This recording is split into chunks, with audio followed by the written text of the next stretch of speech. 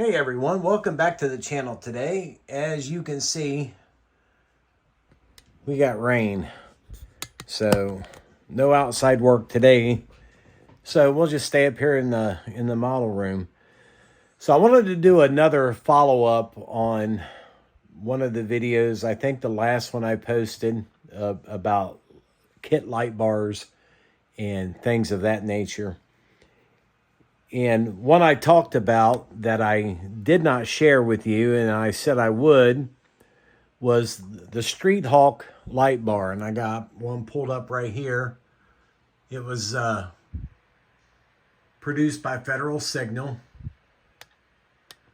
And that light bar, as I said, was available in that snap kit of the Caprice. And also in this guy, if you wanted to build the Fire Chief version. So here is one version that I built many years ago from the box that's up on the wall up there. And as you can see, this light bar has been detailed out to more look like the prototype. It has the alley lights on both sides. It's got the flashers in the front. They don't show up really well with that black paint on the base, but I think they're sufficient enough. And there's 4 in the back. 2 yellow, 1 red, 1 blue. Now let's compare that to what you actually get in the kit. Now this kit, let me put this phone down for a second.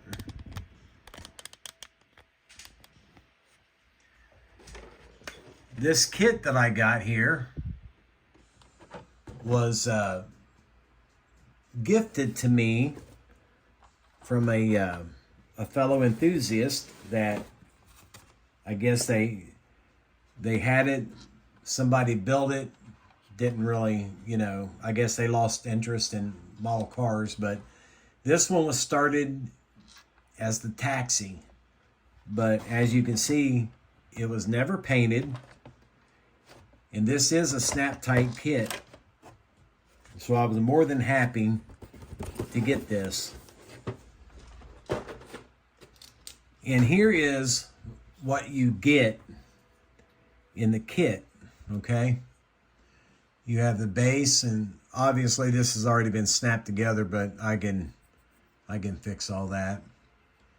The base, the speaker cover, and your one-piece clear dome. But this is what was offered to fit inside. I mean, that's all it gave you. So not very accurate looking at all. I mean, if we compare it, to this guy with the 2 rotators in there and all the lights around the outside of it. But to update this, I done a few simple things, and let me get my stuff here. So to make the rotors on the inside and all these lights on the outside,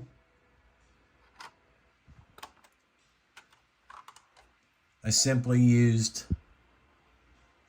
this end of a push pin. And all I did was sand it down to shape until it fit.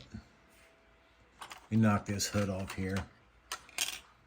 I think you can tell inside here. I can get the reflection off of it. Zoom in a little bit more. I think you can see what I'm talking about. I just sanded the top and the bottom of them down. until they fit inside. And then with the push pin being clear, I was able to color them whatever color I wanted. And I done the same thing for the lower level flashers that are on there. And then I just kind of sanded them to shape. You can see they're sticking out a little bit. I think you can see some of that back through here. They're kind of bulged out. But that is a very accurate StreetHawk. Now in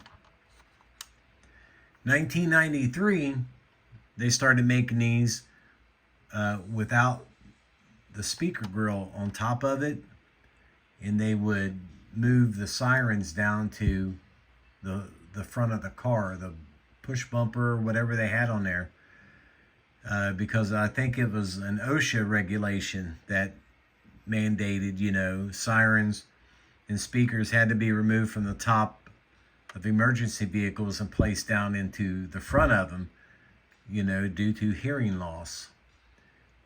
Yeah, you guys can see that crack in my window. That's on me. I done that.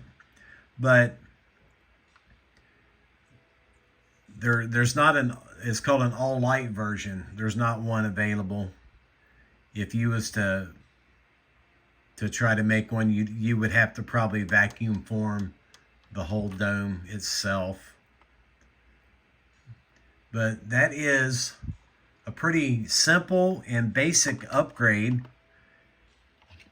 you know, for one of your emergency vehicles. That light bar was used, you know, on pretty much everything. Cop cars, fire trucks, police cars, you name it, you know, they all had it. So going from this to that, I mean, only took maybe a couple hours to sand all these things down. And I give you a quick demo.